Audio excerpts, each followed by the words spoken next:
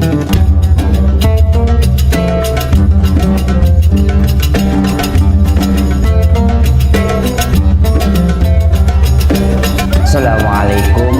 warahmatullahi wabarakatuh. Alhamdulillah, alhamdulillahilladzi an'amana bi ni'matil iman wal islam wa arsala rasulahu sayyidana wa maulana Muhammadan rahmatan lil alam. Asyhadu an la ilaha illallah wa asyhadu anna Muhammadan abduhu wa rasuluh la nabiyya wa la rasula ba'dah. Allahumma salli wa sallim wa barik ala sayyidina wa maulana Muhammadin wa ala alihi wa ashabihi ajmain. Rabbi shrah li sadri wa yassir li amri wahlul 'uqdatam min lisani yafqahu qawli. Rabbana hab lana isti'dadan kamilan liqabuli faidikal aqdas. Ya Allah ya Rabb, anugerahkan kami di pagi yang mulia ini, lurusnya niat kami, terbukanya pikiran kami, longgarnya dada kami, lembutnya jiwa kami, dan beningnya hati kami, agar Engkau anugerahkan kami kesempatan untuk menerima sebanyak mungkin hidayah-Mu, cahaya-Mu, dan ilmu-Mu. Amin, amin ya rabbal alamin. Amma ba'du. Ini agak berbeda nih ya Ustaz Rahmat. Pagi hari ini alhamdulillah bapak-bapak, para tamu Allah, para pejuang subuh, majelis komunikasi majelis keluarga. Oh jadi keluarga ya, maaf. Majelis keluarga, masjid dulu apa musola dulu? Masjid dulu, yang gedean ya. Majelis keluarga masjid musola Kelurahan Buaran ya. Yang ketuanya hadir tadi Ustadz Kudrat Abdul Aziz, Ketua MUI yang kita hormati, tadi telah menyampaikan sambutannya Ustadz Nasrul Ahmadi, Ketua DKM Bapak Kiai Haji Muhammad Syukri, dan kemudian Ustadz Aan yang juga telah hadir. Saya alhamdulillah nih dengan wasilah Ustadz Rahmat dipertemukan dengan Gus Alfi. Gus Alfi ini ternyata satu angkatan dengan saya, Ustaz. Jadi beliau angkatan berapa, Ustaz? Angkatan 13, saya angkatan 3, agak senior. Iya, jauh bener. Ketemunya di sini, Masya Allah, padahal sama-sama di UIN, sama-sama dulu saya masih IAIN. Alhamdulillah ketemunya di sini. Saya dari Banyuwangi, beliau dari Jember.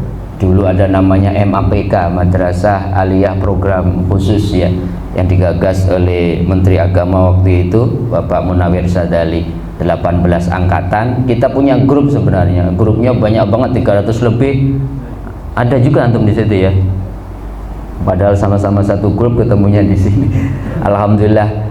Dan bapak-bapak sekalian, saudara-saudaraku, para pejuang subuh dari masjid, dari musola seluruh Kelurahan Buaran yang saya hormati, alhamdulillah, mari kita awali pertemuan pagi hari ini dengan mengucapkan syukur kehadirat Allah Subhanahu wa taala atas segala limpahan karunia, nikmat, kemudahan, dan segala kebaikan-kebaikan Allah kepada kita. Mudah-mudahan dengan syukur yang senantiasa kita haturkan kehadirat Allah, Allah senantiasa menjaga nikmat yang telah Allah titipkan ke dalam genggaman tangan kita, dan sebagaimana janji Allah, la in syakartum la azidannakum, mudah-mudahan Allah limpahkan karunia, kebaikan, kemudahan yang lebih banyak lagi dari Allah Subhanahu wa taala. Amin, amin ya rabbal alamin.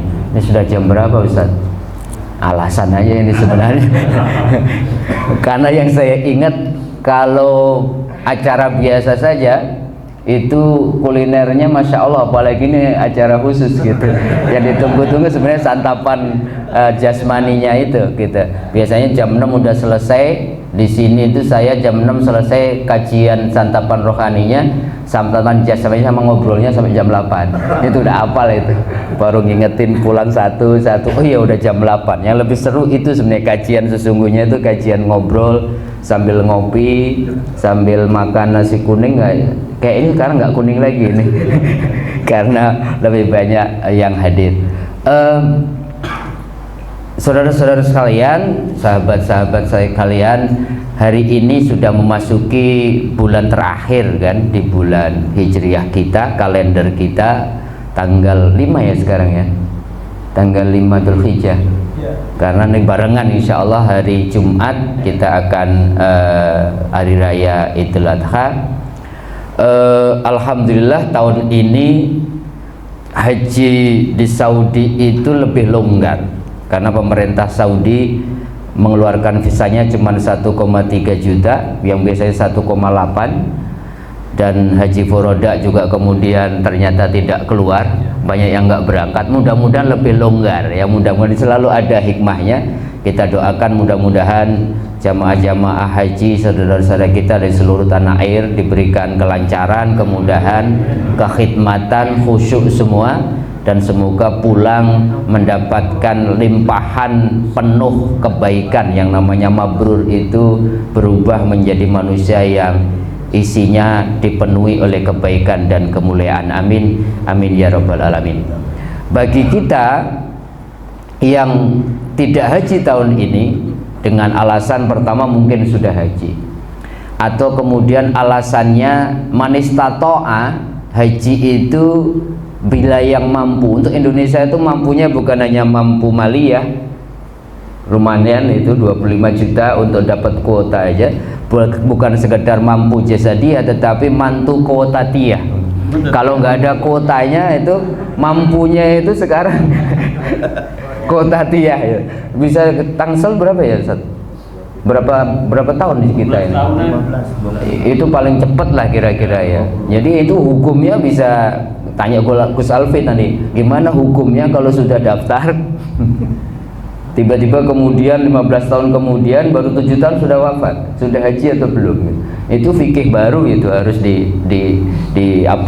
disikapi. Bagi siapapun yang tidak haji tahun ini, sesungguhnya haji itu sebenarnya setiap saat mesti kita lakukan. Kalau bapak-bapak sekalian itu membaca buku haji kalangan Ali Syariati.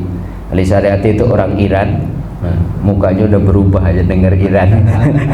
Jadi buku Ali Syariati haji itu menarik karena di dalam buku itu tidak saja membicarakan haji dalam konteks syariat, ritual fikih, tetapi haji dalam konteks sosial. Beliau mengatakan yang namanya haji itu hajja yahujju hajjan, itu adalah orang yang sengaja punya tekad untuk mendekatkan diri kepada Allah. Dalam konteks itulah maka Ali Syariati mengatakan sesungguhnya setiap mukmin, setiap muslim itu harus berhaji setiap saat. Berhaji 24 jam sehari, berhaji sepanjang tahun. Karena apa? Setiap mukmin dan muslim haruslah meniatkan seluruh aktivitasnya di dalam rangkaian evolusi rohani untuk ilahi rajiun, untuk pulang. Kita ini kan innalillah wa inna ilaihi rajiun, kita berasal dari Allah, dan perjalanan kita ini sebenarnya menuju proses pulang kita kepada Allah. Nah, proses pulang dengan keseriusan, dengan tekad itu dalam konteks apa yang disampaikan oleh Syariati adalah berhaji. Maka berhaji, berkorban itu tidak harus nunggu Dzulhijjah, tapi setiap saat kita lakukan. Di dalam konteks itulah kita butuh panduan agar proses takarrub kita, proses kembali kita mendekatkan diri kepada Allah itu kemudian nggak kesasar-sasar. Maka map menjadi penting, kompas menjadi penting, panduan menjadi penting. Dan ternyata panduan kita kalau kita mau berhaji setiap saat, walaupun kita tidak haji dalam konteks ritual rukun Islam, sudah diberikan oleh Allah lewat manasik haji itu. Kalau manasik haji itu sebenarnya setiap hari kita bisa kerjakan di dalam konteks maknanya, bukan nanti pulang dari sini bapak-bapak kemudian pakai pakaian ihram kemudian labbaik Allahumma labbaik. Ini majelis keluarga apa, ini aliran sesat apa, kemudian semuanya saya berhaji, kemudian mencantumkan seluruhnya di depan namanya haji. Habis itu bukan itu, tetapi keseharian kita. Mari kita awali secara singkat. Kalau orang mau dekat sama Allah, yang perlu dijalani pertama adalah niat. Niat ini posisinya penting sekali. Innamal a'malu binniyat wa innamal likulli imri'in ma nawa. Jadi setiap amal itu tergantung niat kita, dan seseorang akan mendapatkan tergantung niatnya. Boleh jadi kita menghadiri kelihatannya sesuatu yang dohir amal akhirat, tapi boleh jadi cuman amal dunia aja. Tapi kamin a'malin yatasawwaru bi amalil akhirah wa huwa amalud dunya. Atau sebaliknya, kelihatannya umroh, kelihatannya sedekah, kelihatannya menghadiri kajian subuh, majelis keluarga, masjid musola buaran, tapi kalau niat dari rumahnya yang dipikirin adalah nasi kuning gitu, ya tulisannya nanti nasi kuning, tapi kelihatannya kemudian dunia. Tapi kalau diluruskan niatnya, maka kemudian menjadi amal akhirat. Maka Imam Nawawi Al-Bantani selalu mengatakan, kalau kalian pengen istiqomah menjalani hidup berhaji, mendekatkan diri kepada Allah, beliau menyarankan tajdid dunia, terus perbarui niat. Karena dari awal baru melakukan sesuatu boleh jadi niatnya ikhlas, tapi ketika melakukan sesuatu belum tentu masih ikhlas. Kadang-kadang setelah melakukan sesuatu belum tentu bisa menjaga keikhlasannya. Maka tajdid dunia itu menjadi penting. Maka di dalam kehidupan kita sehari-hari, niat akan menentukan amal kita kualitasnya emas atau sekedar tembaga. Maka luruskan niat, luruskan niat, luruskan niat. Nah, seringkali niat itu tidak kita jadikan sesuatu yang penting. Mau makan aja kadang-kadang yang ngingetin anak kita, udah niat belum ya gitu, padahal udah suapan terakhir. Kita keluar rumah menjemput rezeki, kalau niatnya benar jadi ibadah gitu. Tapi seringkali kita lupa, kita jalan aja sama istri juga nggak pamit, keluar rumah mau ngapain juga nggak ngeh. Padahal kita diajarin dari orang tua kita, guru-guru kita, baca basmalah itu kan menentukan, menjadi transenden, menjadi sesuatu berniat ibadah. Misalkan ya, sederhana saja, bapak-bapak kemudian pulang keluar dari rumah, baca basmalahnya agak benar, agak serius, bismillahirrahmanirrahim, ya Allah, saya minta izinmu, saya minta kekuatanmu, saya minta bimbinganmu, saya keluar rumah untuk menjemput rezeki yang halal, untuk nafkah keluarga kami, untuk bekal ibadah kami. Kira-kira jadi ibadah nggak jadi pekerjaannya? Sama-sama keluar rumah, tetapi ketika niatnya dirubah menjemput rezeki yang halal, Rasulullah mengatakan, man kharaja litolabil halali fa huwa fisabilillah hatta yarji'a.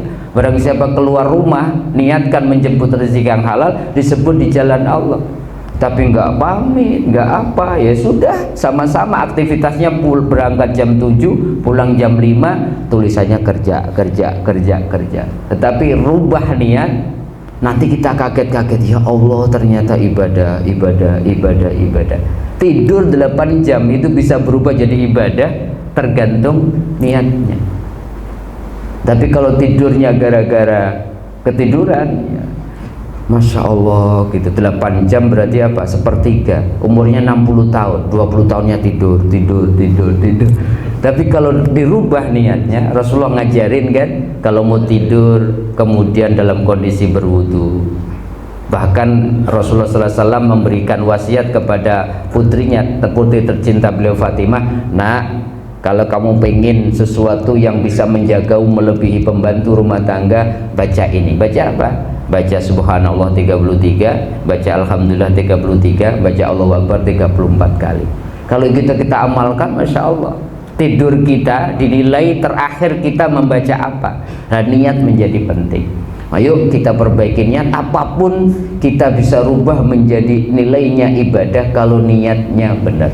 Yang kedua, kalau niat sudah benar, biasanya orang berhaji itu mengganti pakaian keseharian kita itu dengan pakaian ihram. Maknanya apa?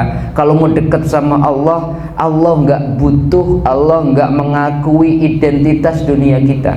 Kita punya KTP kan, kartu tanda penduduk, mau itu nama, mau itu apalagi isinya, udah lupa, nggak lihat KTP lama ini. Isinya nama, tanggal lahir, bahkan agama dan semuanya. Demi Allah, Allah nggak lihat itu. Innallaha la yanzuru ila azamikum wala ila suwarikum walakin yanzuru ila qulubikum wa a'malikum. Maka kalau kita mau dekat sama Allah, yang kita harus bawa bukan identitas itu, identitas dunia. Allah hanya berikan satu identitas yang membuat kita sama di hadapan sesama manusia. Apa identitasnya? Identitasnya adalah surat Az-Zariyat ayat 56, yaitu hamba Allah.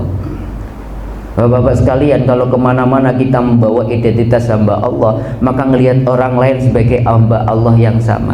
Tapi kalau identitas dunia yang kita pakai, kata Ali Syariati, pakaian dunia itu yang membeda-bedakan kita. Kalau identitas yang kita pakai pekerjaan kita, kira-kira direktur kita, kira-kira seringkali nggak ada ruang meremehkan kalau cuma sekedar office boy. Kadang-kadang nggak kenal sama office boy-nya, kadang-kadang memandangnya, memanggilnya juga dengan panggilan sebelah mata. Banyak sekali konflik itu gara-gara identitas. Gara-gara berbeda keyakinan kita merasa boleh kemudian mendolimi orang yang berbeda keyakinan dengan kita. Gara-gara kita lebih kaya kemudian Masya Allah memanggil orang yang apalagi kerja di rumah kita itu dengan pandangan yang tidak kemudian memuliakan. Padahal Allah jelas-jelas mengatakan inna akramakum indallahi atqakum, bahwa kemuliaan kalian bukan karena pakaian dunia, tetapi sejauh mana ketakwaan kita. Bahkan dalam surat Al-A'raf 26, walibasut taqwa dzalika khair. Pakaian ketakwaan itu yang lebih penting, bukan yang nempel ini. Ini gara-gara kemarin kalau coba berapa partai kemarin itu pemilu saja, gara-gara kaosnya beda aja, wow beda. Ngomong apa pilpresnya cuma dua jagoan aja, suami istri blokir WA selama kampanye. pisah kamar. Kalau kampanyenya kemarin cuma 3 bulan, sebelumnya kampanyenya 7 bulan. Saya itu mohon maaf di WA tapi minta izin, Ustadz, mulai hari ini sampai pemilu presiden selesai mohon izin Ustadz saya blokir dulu. Masih ada sopan santunnya. Beneran Gus, beneran gitu. Gara-gara Ustadz kita beda pilihan. Lakum capres hukum walana capres. Itu betul-betul, tapi masih ada adabnya. Ustadz saya blokir minta izin. Terus saya nanya sama saudara-saudaranya, Pak Indra, kenapa Bu Dokter kemudian blokir saya? Ustadz kan cuman ustadznya, jauh lah gitu. Kami sekeluarga besar diblokir juga. Jadi betul-betul Masya Allah, itu kalau ngomongin madhab, ngomongin partai, ngomongin segala macam, itu dunia semua. Jadi kalau kita mau berinteraksi, mau dekat sama Allah, jangan ada halangan yang bersifat duniawi. Jangan sampai kemudian kita merendahkan orang, sombong segala macam gara-gara pakaian duniawi. Maka semuanya ayo pakaian ikhram kita pakai, dalam arti putih, bersih, ngelihatlah hati seseorang. Dan kalau sudah pakai pakaian ikhram harus muharramat. Segala yang tidak boleh harus kita hindari. Rofas kita tinggalkan, fusuk kita tinggalkan, jidal, kemudian apa berdebat yang nggak penting. Ada perdebatan nggak tadi interkalah? Nggak penting banget. Jadi kalau nonton bola itu semuanya jadi pengamat bola. Ketika pemilu semuanya ngerti politik, dan kadang-kadang debatnya itu nggak ada juntrungannya. Maka kalau sudah mau dekat sama Allah, jangan melakukan hal-hal yang rofas. Rofas itu yang menimbulkan syahwat. Jangan melakukan hal-hal yang nifak, melakukan apa yang Allah tidak ridho. Jangan berdebat sesuatu yang tidak ada manfaatnya. Itu penting dalam kehidupan sehari-hari. Jangan ketika kita umroh atau haji aja pakai pakaian ikhram. Ini semuanya kita sedang memakai pakaian ikhram. Segala muharramat, segala yang Allah larang kemudian kita tanggalkan. Agak cepat aja ini, saya udah kepikiran aja kulinernya. Setelah niatnya lurus, kemudian pakaian kehambaan, pakaian takwa, kemudian kita pakai kemana-mana, maka perjalanan haji kita di dalam konteks kehidupan sehari-hari kita awali dengan wukuf. Wukuf itu maknanya berhenti sejenak, melakukan muhasabah untuk apa? Untuk Arafah, untuk mengenal Allah. Repotnya kita, mohon maaf saya ya, kita ini korban dari cara perencanaan agama tidak mengenal Allah dulu. Periode Madinah dulu langsung suruh sholat, suruh puasa, tapi kita nggak kenal Allah gitu. Kenapa sholat menjadi tidak khusyuk, baca Quran tidak bergetar hatinya, zikir ya sudah. Kalau zikirnya kemudian tahlilnya sudah lewat 33 aja pasti ngomel sama astagfirullahaladzim. Ya udah ganti kaki segala macam. Padahal sedang ngobrol sama Allah.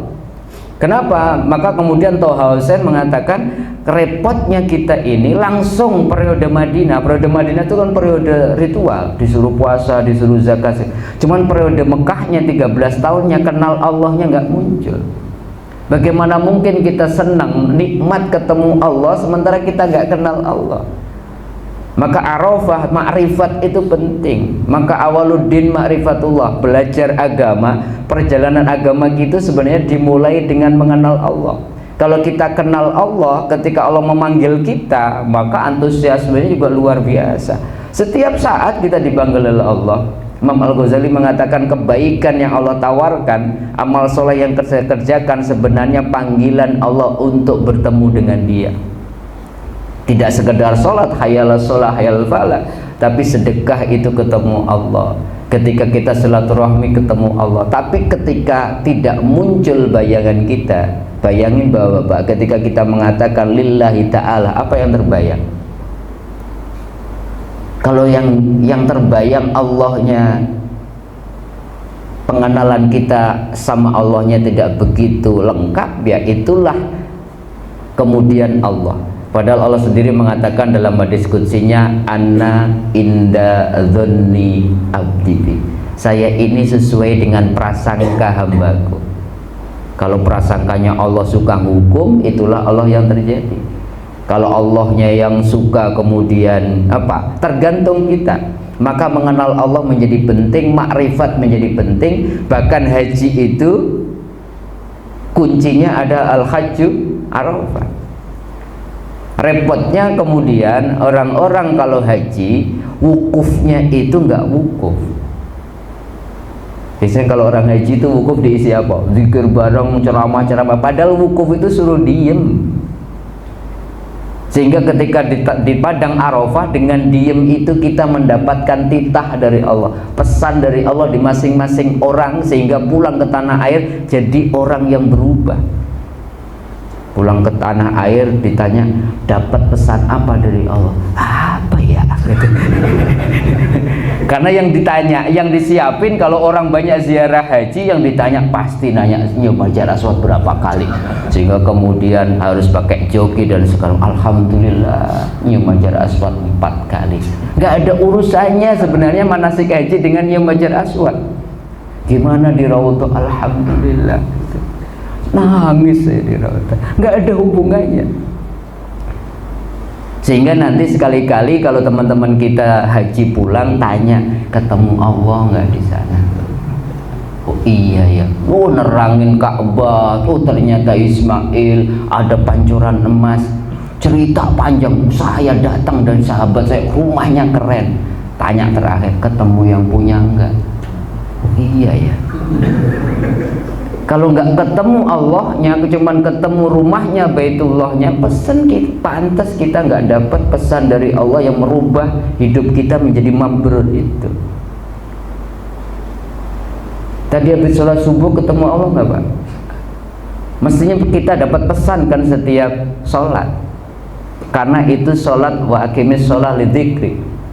Tegakkan sholat untuk mengingatku, untuk ketemu aku. Kalau ketemu kan pasti ada obrolan. Man ahabba yuhaddisa rabbahu falyaqra'il Qur'an. Barang siapa pengen ngobrol sama Allah, baca Quran. Baca Quran mestinya ngobrol sama Allah. Pesannya apa?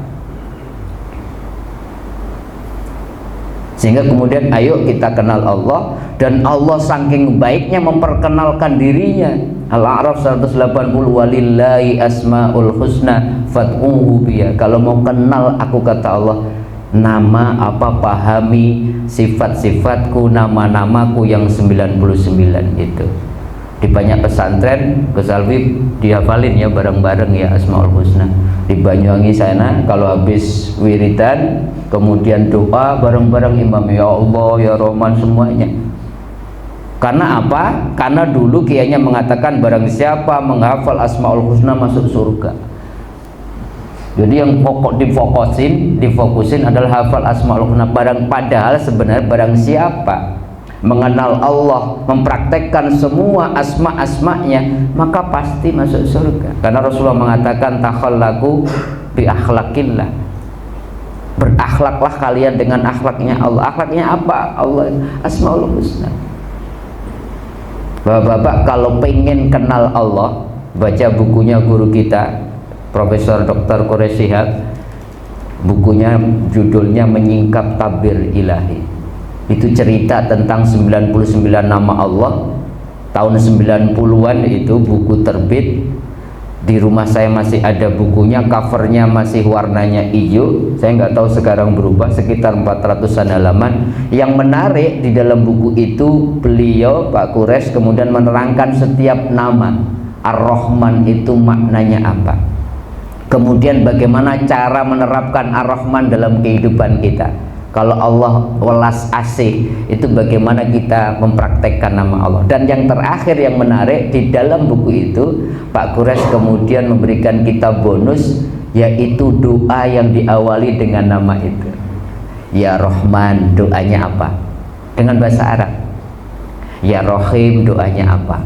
Jadi kalau membaca buku itu, kita mengenal Allah. Nanti ketika mengatakan Allahu Akbar, terbayang Allahnya itu maha lembut, maha bijaksana, maha pandai, maha semuanya. Sehingga terbayang kalau orang kenal Allah dengan baik, oh ternyata Allah begitu luar biasa. Maka apapun takdir yang Allah berikan, kita enteng mengatakan Rabbana ma khalaqta hadza. Ya Allah, saya tahu Engkau maha baik, nggak ada yang sia-sia yang Kau kerjakan. Tetapi kalau kita nggak kenal seseorang, apalagi ini ngomongin Allah, kalau orang nggak kenal seseorang, seringkali salah paham nggak? Iya, padahal maksudnya baik, ternyata kita sudah curiga. Maka husnudon kita sama Allah tergantung seberapa kita kenal Allah dengan baik atau tidak. Ridhonya kita sama takdir Allah tergantung seberapa kuat, seberapa utuh pengenalan kita akan Allah. Itu maknanya Arafah. Maka kita kenal Allah dulu agar haji kita lancar 24 jam hari. Kalau sudah kenal Allah, maka perjalanan kita lanjutkan dengan tawaf. Apa maknanya tawaf? Tawaf itu kan muter-muter. Kalau kita sudah kenal Allah, silakan profesi apapun kita. Yang dagang silakan dagang. Saya selalu mengatakan tawaf dulu gitu. Ada yang silahkan, yang mau jadi olahragawan silahkan tawaf dengan, yang jadi dokter silahkan, yang jadi dosen silahkan, yang mau mancing silahkan, mau mancing serian mau terserah dah gitu. Yang penting apa? Kalau orang sudah kenal Allah, muter-muternya Allahnya nggak pernah ditinggalin, Ka'bahnya nggak pernah ditinggalin. Surat Al-Munafikun ayat 9-nya nggak ditinggalin. Ya ayyuhalladzina amanu la tulhikum amwalukum wala auladukum an dzikrillah. Mau kalian profesinya apa silahkan, mau tawaf muter-muter kemana-mana, yang penting Allahnya jangan lupa. Karena apa? Karena sudah kenal Allah. Sebab kalau kita muter-muter tawaf, mau kaya, mau jabatannya tinggi, tetapi kemudian Allahnya lepas, famayaf'al dzalika faulaika humul khasirun, maka rugi nilainya. Saya kemarin kajian subuh di Masjid Al-A'raf di Cirende, tiba-tiba ada yang nanya, Pak Ustadz sering tadi ngomong rugi untung, rugi untung. Di dalam konsep Islam rugi untung itu apa? Kaget juga saya, nanya segitunya pagi-pagi. Mikirnya jadi serius. Saya selalu, tiba-tiba saya jawab, Pak, kalau dapat Allah dapat angka 1, tapi selain Allah kosong. Jadi kalau kita dapat Allah untung, tapi kalau dapat dunia Allahnya lepas, rugi. Karena 1 itu yang menentukan. Bapak punya kosong banyak 1000, nggak ada 1-nya, ada nilainya nggak? nggak ada. Artinya apa? Kita dapat dunia dengan segala isinya, tapi Allahnya lepas, rugi. Tapi kita dapat Allah walaupun cuma dapat 1, kosong jadi 10. Itu rumus orang yang untung rugi di dalam konteks Islam. Jangan lepas Allahnya. Maka saya punya rumus, kalau bisa yuk kita akhiratkan dunia. Seluruh aktivitas dunia kita biar untung, Allahnya jangan lepas. Dan itu sederhana, baca basmalah setiap mau melakukan itu jadinya untung. Karena apa? Ada nilainya di situ. Bismillah itu yang membuat kita untung. Maka silahkan tawaf, silahkan muter-muter, tetapi Allahnya jangan dilepaskan. Silahkan Anda healing, silahkan Anda dengan profesi apapun, tetapi kalau Allahnya ada, insya Allah aktivitas kita bernilai akhirat di mata Allah Subhanahu wa Ta'ala. Perjalanan pulang kita, haji kita, lebih dekat kita, ilaihi roji'un kita, insya Allah semakin dekat. Itu tentang tawaf. Habis tawaf ngapain biasanya? Habis tawaf langsung menuju Bukit Safa dan Marwah melakukan sa'i. Sa'i itu mengajarkan 2 hal. Kalau kita mau dekat sama Allah, pertama harus yakin sama Allah, tawakalnya harus benar. Tapi tawakal yang benar harus disertai ikhtiar yang maksimal. Nah, seringkali kita ini tawakal sama ikhtiarnya salah tempat. Ikhtiar dulu, mentok baru tawakal. Allahnya nggak diajak sejak awal. Allahnya disuruh beresin. Ya Allah, ternyata saya nggak benar, saya nggak kuat, minta tolong nggak. Kira-kira kita punya teman, bisnisnya sejak awal nggak diajak, kemudian tiba-tiba rugi, teman kita datang minta tolong, sebel apa sebel kita? Iya, rata-rata tuh Allah suruh beresin masalah kita, sejak awal kita nggak diajak. Padahal yang benar ikhtiar itu wilayahnya dohir kita, tawakal adalah wilayah hati kita. Sa'i itu kan ngajarin seorang Bunda Hajar yang begitu yakin. Bayangin Bunda Hajar itu tinggal di lingkungan istana di Mesir, tiba-tiba diajak dipindahin ke Mekah yang nggak ada kehidupan. Kalau kita pasti serius ini. Kamu cemburu ya, kira-kira Siti Sarah cemburu gara-gara saya punya anak dulu. Kenapa saya harus pindah dari Mesir dibawa ke Mekah yang nggak ada kehidupan? Tapi ketika Bunda Hajar bertanya, ini gara-gara permintaan Sarah yang cemburu saya sudah punya anak dulu atau perintah Allah? Nabi Ibrahim mengatakan ini perintah Allah. Bunda Hajar mengatakan kalau perintah Allah laksanakan kakanda, pasti saya yakin Allah akan berikan rezeki. Tapi keyakinan Hajar bahwa Allah memberikan rezeki, kita kan juga mengatakan rezeki mah nggak kemana. Tapi kemudian bangkrut, kemudian nangis, ya Allah nggak tahu bang. Rezeki nggak kemana itu benar, tawakal kita yakin. Tetapi ketika Bunda Hajar yakin Allah akan memberikan air sebagai simbol kehidupan, ketika Nabi Ismail menangis, dia nggak berpangku tangan, ya Allah memang kalau rezekiku datang pasti engkau kirimin ke rumah. Apa yang dilakukan Bunda Hajar? Yang dilakukan Bunda Hajar segera berikhtiar, lari-lari dari Bukit Safa ke Bukit Marwah. Nggak cukup dengan itu, balik lagi ke Safa Marwah 700 meter kali 7, lumayan itu.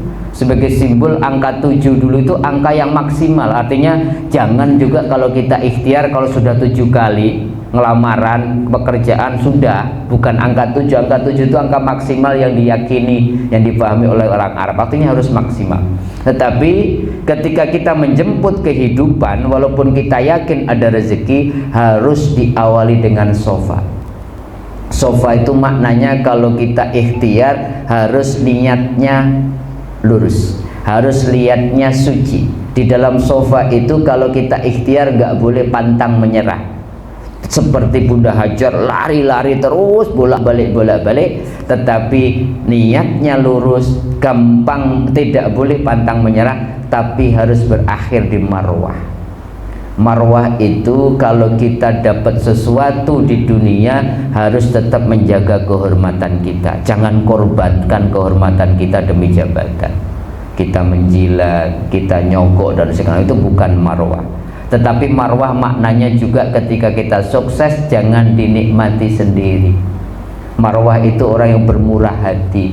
Ketika sukses dibagi kesuksesannya menjadi khairun nas anfa'uhum linnas, bahwa kesuksesan kita dalam konteks ilmu, di dalam konteks jabatan harus bernilai manfaat buat orang lain.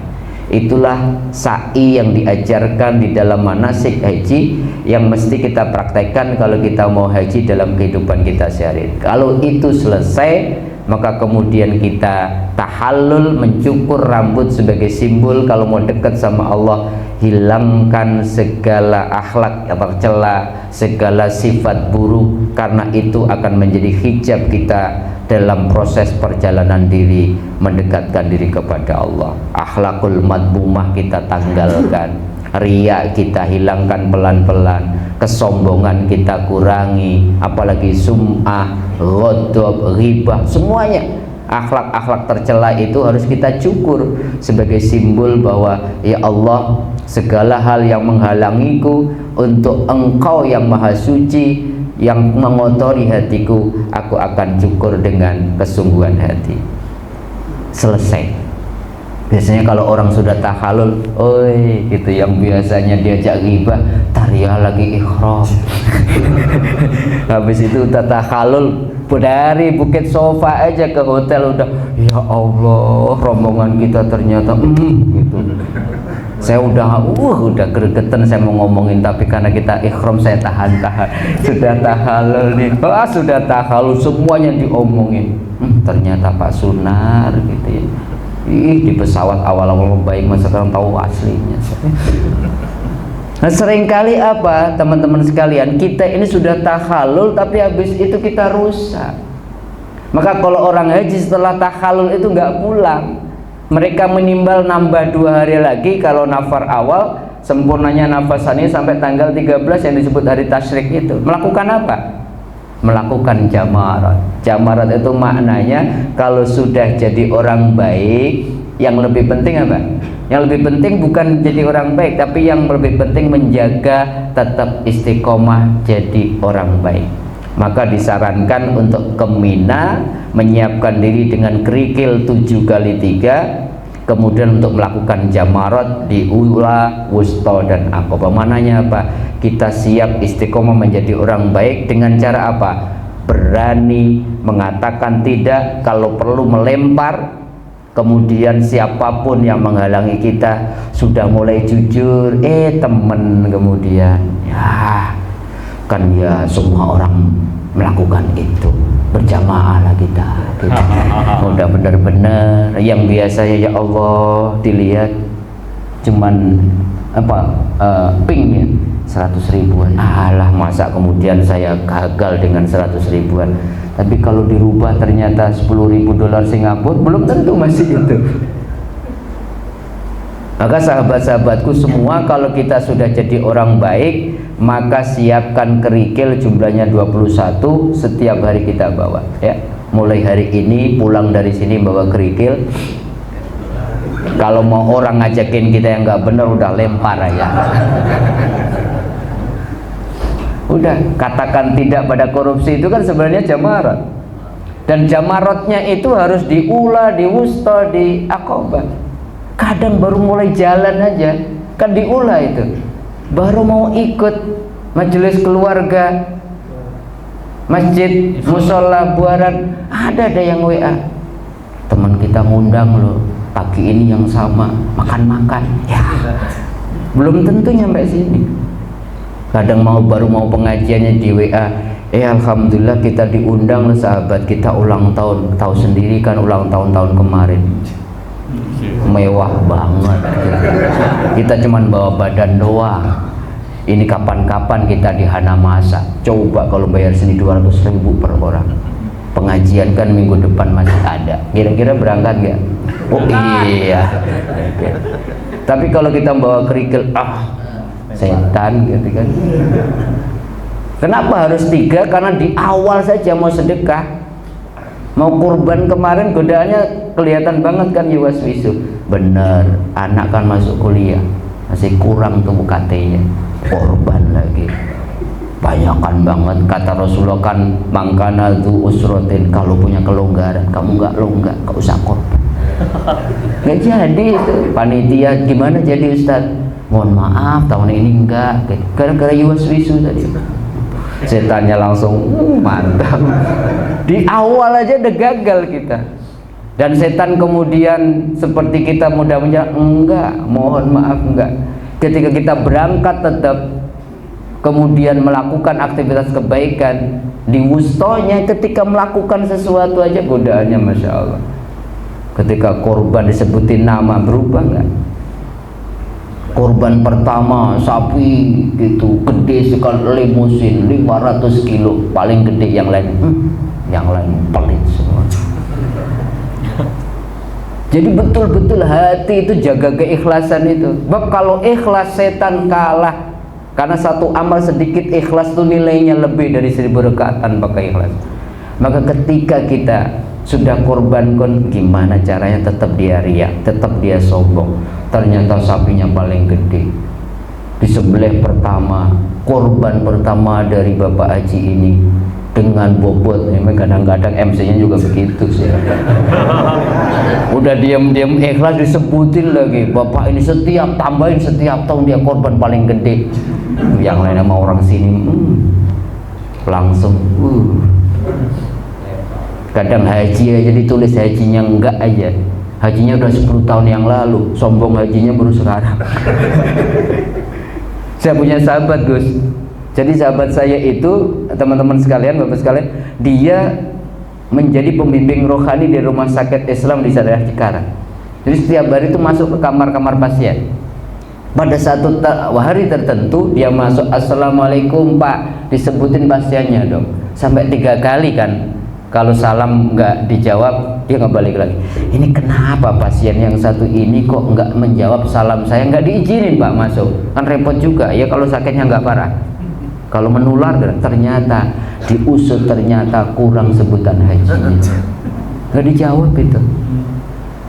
Udah haji nunggu 15 tahun, udah duit habis, nggak dipanggil lagi pakai haji. Padahal kita baru tahu ternyata haji itu sebutan oleh pemerintah Belanda untuk nandain orang haji itu pulang biasanya bikin resek. Lu sekarang dibanggain. Nabi Muhammad mestinya Haji Muhammad kan. Mantan ketua umum PBNU itu Pak Sayyid Agil Sirot itu 14 tahun haji terus di sana. Maka ketika ada orang, nggak kita coret aja gelar hajinya, Pak Kiai saya nggak apa-apa, saya masih punya 13.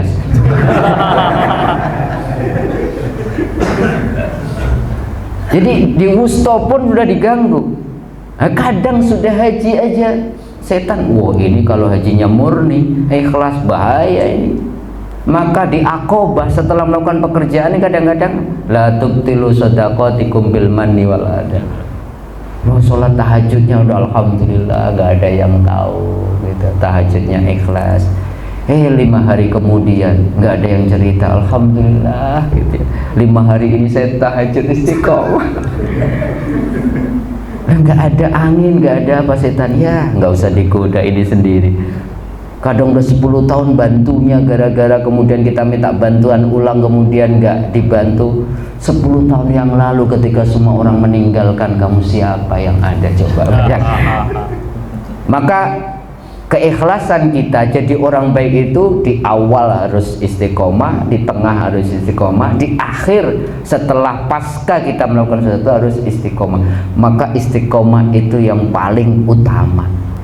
Dan cara istiqomah, kata guru saya almarhum itu namanya Muhammad Zuhri, setiap bulan dulu selalu ke Jakarta dan selalu ngasih kajian, orang Pati, orangnya nyentrik, kalau kajiannya pakai levis saja, Ustaz Rahmat.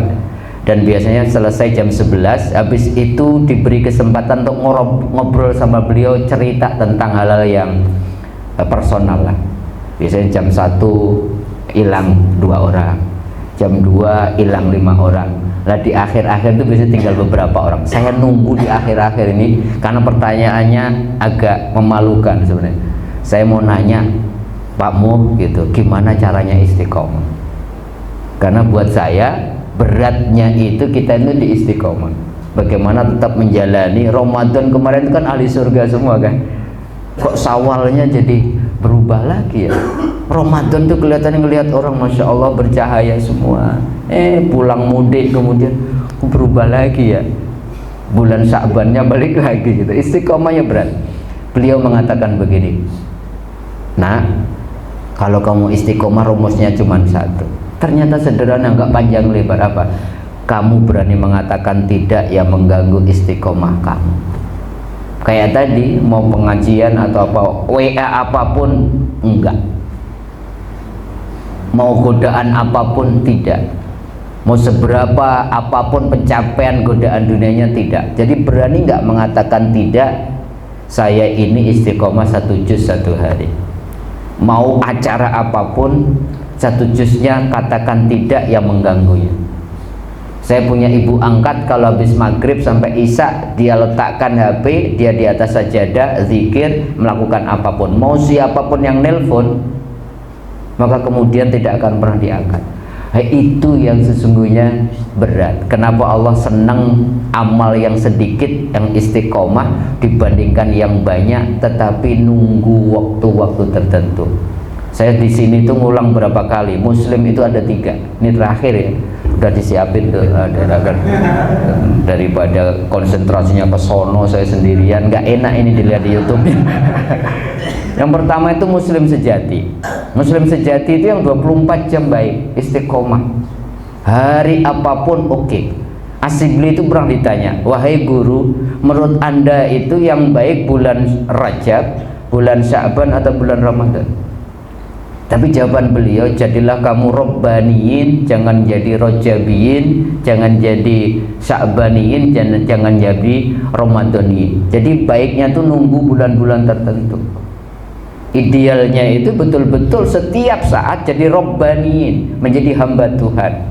Bi'sal qaumu la ya'rifuna haqqan lillahi illa fi syahr Ramadan. Tidak baik kalau orang cuma ngikutin Allah, menjalankan perintah, menjauhi larangan itu cuma di bulan Ramadan. Inna sholih alladhi yata'abbatu wa yastahidu as-sanah kullah. Maka orang yang benar itu yang semangat ibadahnya sepanjang tahun. Nyantunin anak yatim loh, nunggu bulan Muharram. Kalau bulan Muharram anak yatim, yuk semuanya. Saya punya istana yatim di Depok. Kalau bulan Muharram itu ribet untuk kemudian bingung mengundang apa, memenuhi undangan dari para donatur, menyantuni, mengusap anak yatim. Selama sebulan itu bingung ngatur jadwal. Tapi 11 bulan kemudian saya bingung bagaimana menyantuni mereka. Karena nggak ada yang undang lagi. Gitu. Sholawatan itu nunggu, gitu ya. Bulan Maulid, habis itu nggak ada lagi. Memperbaiki sholat kita nunggu bulan apa? Bulan Rajab. Kemudian kemudian Isra dan Mi'raj. Jadi senangannya musiman. Baca Yasin nunggu malam Jumat. 113 surat yang lain tuh ya saya disapa lah ya gitu. Kahfi cuma disapa Jumat. Yang lain-lain kan masih banyak surat Fatir, kok nggak pernah dibaca. Ini yang pertama. Jadi betul-betul sepanjang tahun. Yang kedua musiman, muslim musiman, yaitu tadi nunggu momen-momen tertentu. Itu masih mending lah ya, kita masih baca Kahfi, masih baca Yasin. Minimal setiap bulan Muharram nyantunin anak yatim daripada nggak sama sekali. Musiman masih mending, kita masih musiman semua. Yang repot ini mohon maaf, naudzubillah, di keluaran buaran mudah-mudahan nggak ada apa. Muslim musingin. Musingin, pokoknya setiap ada dia. Kelihatan nggak Pak? Setiap ada dia itu nggak diharapin. Mau jalan-jalan aja. Jadi nggak besok gitu kita sepedaan. Tanya dulu gitu. Si Fulan ikut nggak? Ikut nggak? Jadi saya ada dia mah. Maunya banyak tapi nggak mau ini. Nyumbang tenaga nggak mau, nyumbang doa nggak mau, nyumbang apa? Tapi maunya banyak usulnya. Ibu-ibu suka begitu, mau arisan lagi nggak Bu tahun ini? Boleh lah, tapi saya mau nanya dulu gitu. Ibu ini ikut nggak? Ikut, saya nggak jadi ikut deh. Dia mau mintanya awal, habis itu nggak bayar. Itu namanya muslim musingin. Jangan sampai hadirnya kita itu tidak menambahkan, tidak hadirnya kita tidak mengurangi. Itu muslim musingin. Kalau bisa itu hadirnya kita menambahkan kebaikan, tidak hadirnya kita mengurangi sesuatu, sehingga hadirnya kita ditunggu-tunggu. Ya Allah, kalau nggak ada Pak Rahmat nggak rame gitu. Sponsor lagi, kalau nggak ada lo nggak rame. Itu berarti muslim beneran itu. Nah, itulah beberapa catatan. Mudah-mudahan kita semua bisa berhaji dalam konteks yang saya bicarakan. Dan untuk bisa berhaji seperti itu, kita harus rela mengorbankan apapun yang menghalangi kita. Maka korban itu sebenarnya kan rela mengorbankan apapun yang menghalangi kita dekat sama Allah. Kemalasan kita sembelih, kesombongan kita sembelih, riak kita sembelih, marah kita sembelih. Korban itu bukan sekedar masalah daging, bukan sekedar masalah kambing, masalah sapi, karena Allah sendiri mengatakan yang nyampe bukan dagingnya, bukan darahnya, tapi yang nyampe adalah ketakwaan kita. Dan anehnya kata korban itu dalam bahasa Arab kan mendekatkan diri, tapi dalam bahasa Indonesia itu berkorban. Artinya apa? Untuk bisa dekat sama Allah ya harus rela berkorban. Lan tanalul birra hatta tunfiqu mimma tuhibbun. Kalian tidak akan pernah mendapatkan kebaikan sejati, dapat Allah, kecuali rela mengorbankan apa yang paling kita cintai. Yang saat itu yang paling dicintai Nabi Ibrahim adalah Ismail. Maka kita list yuk, pulang dari sini Ismail kita apa saja, yang habis itu kita harus sembelih. Boleh jadi Ismail kita pasangan kita, jangan ada korban ya. Ismail kita itu pasangan dengan istri kita. Mau sedekah istrinya sewa, apaan Pak gitu, katanya mau beli baju, kok jadi buat korban. Nanti kalau jadi nggak jadi korban gara-gara istri wajib disembelih itu. Kadang-kadang istrinya anak kita, yang repot itu kadang-kadang Ismailnya adalah sahabat kita sendiri. Udah mau jalan baik ke Bandung satu mobil, tuh lihat coba Ismailnya yang mana. Gimana nih kita ke Bandung, kita jamaah apa enggak? Kita praktekin lah jamaah gitu ya. Kapan lagi kita praktek ya gitu, langsung ya. Itu berarti Ismail semua itu. Padahal acaranya acara nyantai, rest areanya longgar. Kenapa yang dipilih jamaah? Ini menurut fikih udah lebih dari 100 kilo gitu. Padahal jamaah itu masyakoh, bukan masalah jarak. Ketika ada kesulitan, tergantung temen itu. Kalau tempatmu aman gitu, kadang-kadang kemudian kita jamaknya itu 5 waktu langsung dijamak. Allah tahu lah gitu, jamak 5 waktu. Dan kemudian ada jamak baru lagi apa? Sholat subuh dijamak dengan duha. Coba bayangin, kesiangan. Allah waham lah gitu, karena begadang yang namanya jalan-jalan gitu. Jam 7 apa itu, kita jamak aja yuk gitu. Gitu, sholat, kamu sholat apa? Sholat duha, tapi kok pakai kunut ya, ternyata subuh kesiangan. Cukup ya, karena sudah disiapin. Terima kasih Bapak-bapak semua dari seluruh pejuang subuh keluaran Buaran. Mudah-mudahan mulai hari ini Allah izinkan kita untuk berhaji, untuk betul-betul memfokuskan setiap ucapan, pikiran, dan tindak tanduk kita untuk mendekatkan diri kepada Allah. Dan semoga kita siap dan rela berkorban, mengorbankan apapun demi mendapatkan Allah. Karena kalau kita sudah dapat Allah berarti dapat segalanya. Tetapi kalau kita kehilangan Allah, walaupun punya pencapaian dunia semuanya, tetapi sejatinya kita kehilangan segalanya. Amin, amin ya rabbal alamin. Mari kita sempurnakan majelis ilmu pagi hari ini, majelis yang sangat dicintai Allah, majelis yang insya Allah dibersami oleh para malaikat dengan membaca suratul Fatihah. Mudah-mudahan barokah, syafaat, dan karomah serta fadilah umul Quran suratul Fatihah. Pertama, Allah akan menguatkan, mengokohkan, meneguhkan iman Islam kita dan keluarga kita. Mudah-mudahan Allah memberikan kita kesehatan lahir dan batin. Mudah-mudahan Allah jauhkan kita dari bala, dari bencana, dari penyakit, kesempitan, kehancuran, iri dan dengki, dan hal-hal mudarat lainnya baik dari jenis jin maupun manusia. Mudah-mudahan Allah anugerahkan kita kekuatan untuk istiqomah menjalankan perintah Allah, istiqomah menjadi orang baik, istiqomah melakukan amal soleh, sehingga seluruh aktivitas kita betul-betul kita niatkan untuk berhaji, menyengaja mendekatkan diri kepada Allah. Dan terakhir kita bermohon kepada Allah, mudah-mudahan Allah anugerahkan rezeki yang barokah, rezeki yang kita gunakan untuk bekal beribadah, taqarrub, mendekatkan diri, mendapatkan hasanah di dunia maupun hasanah di akhirat. Dan semoga kita semua, orang-orang yang kita sayangi, mudah-mudahan senantiasa beramal soleh, dan ketika dipanggil oleh Allah mudah-mudahan kita sedang melakukan kebaikan, dan catatan akhir hidup kita mudah-mudahan menjadi orang-orang yang husnul khatimah. Ila hadini wa ala kulli niyatin sholihah wa bijahi wa bi syafaati Rasulillah sallallahu alaihi wasallam lana wa lahumul Fatihah. A'udzu billahi minasyaitonir rajim. Bismillahirrahmanirrahim. Alhamdulillahirabbil alamin arrahmanir rahim maliki yaumiddin. Iyyaka na'budu wa iyyaka nasta'in. Ihdinas siratal mustaqim. Siratal ladzina an'amta 'alaihim ghairil maghdubi 'alaihim waladdallin. Amin amin ya mujibas sa'ilin. Walhamdulillahirabbil alamin. Terima kasih Bapak Ibu. Bapak Ibunya enggak ada ya? Bapak sekalian, mohon maaf apabila ada yang kurang berkenan. Waalaikumsalam warahmatullahi wabarakatuh.